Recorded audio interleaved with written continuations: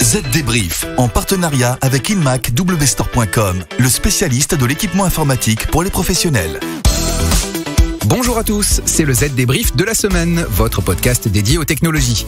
Estelle est de nouveau à mes côtés, bonjour. Bonjour David, comme chaque semaine, nous vous avons sélectionné les principales infos à retenir pour bien comprendre les enjeux métiers, politiques et sociétaux de la transformation numérique. Exactement. Alors dites-nous tout Estelle, quel est le programme ? Et bien d'abord, on va parler vulnérabilité informatique et vous le verrez, peu sont aujourd'hui exploités. Ensuite, il sera question de la disparition des cartes SIM de nos téléphones. On verra en quoi la coque de protection de notre téléphone nous détermine socialement.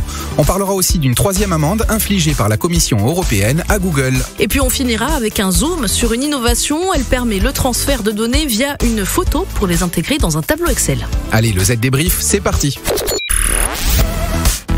Les dernières infos.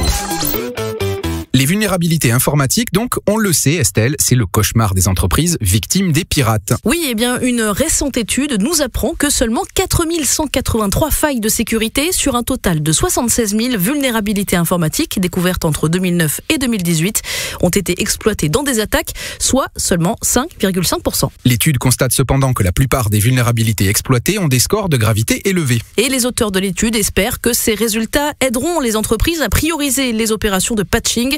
L'idée étant de traiter en priorité les vulnérabilités les plus susceptibles de faire l'objet d'une attaque.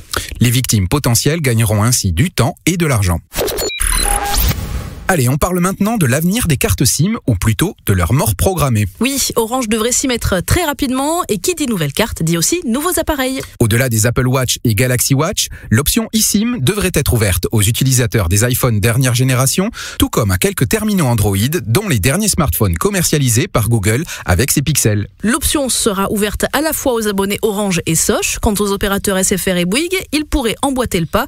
Free ne semble lui pas s'orienter dans cette voie. Cela va donc permettre aux usagers de changer d'opérateur sans changer pour autant de puce, puisque la carte sera intégrée à l'appareil. Et ça veut dire plus de liberté pour les utilisateurs. Les constructeurs, eux, pourraient encore affiner la taille des smartphones, terminer le logement pour les cartes SIM physiques, devenues obsolètes. Les seuls perdants pourraient être les opérateurs, car avec le déploiement de cette eSIM, fini l'accès direct aux clients, quel que soit le terminal utilisé.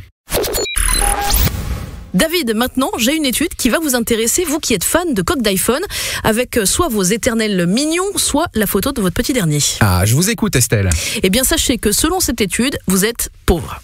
Ah, comment ça ? Eh bien, selon la psychologue Kitty Haro, le fait de ne pas mettre une coque signifie que vous avez assez d'argent pour changer de téléphone fréquemment, ce que par ailleurs espèrent bien sûr les fabricants. Du côté des pauvres, il y aurait ceux qui achètent une coque à 10$ sur Amazon, les plus pauvres, et les pauvres un peu plus riches qui, eux, achètent des coques Burberry ou Yves Saint Laurent qui affichent des prix respectifs de 190 et 395$. Hein ? Une coque à 395$? Non, Estelle, je préfère mes mignons et mettre aussi l'argent ailleurs, car à la différence de certains, ou certaines, suivez mon regard, mon téléphone n'est pas une extension de ma garde-robe. Mais je ne vois pas de qui vous parlez.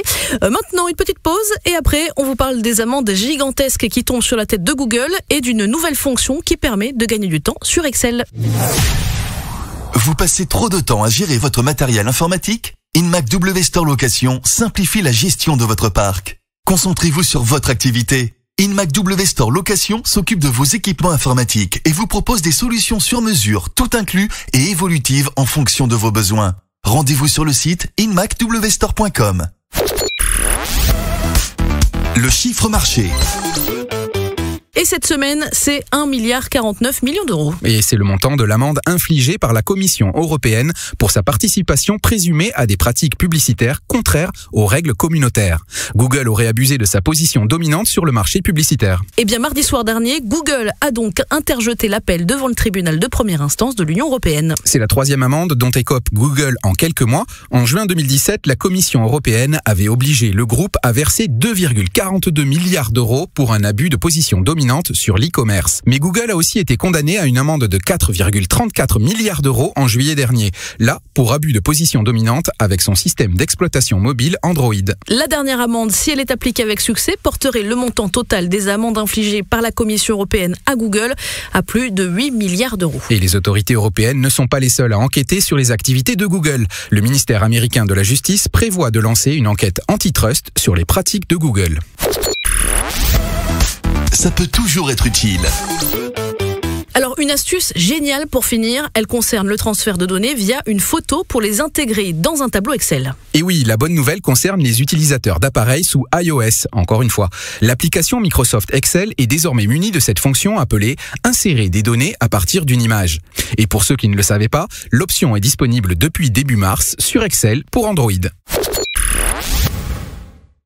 Voilà, le Z Débrief, c'est terminé pour cette semaine. Et si vous voulez en savoir plus, encore une fois, rien de plus simple, rendez-vous sur votre site zdnet.fr à la rubrique pratique. Nous, on se retrouve la semaine prochaine pour un nouveau numéro du Z Débrief.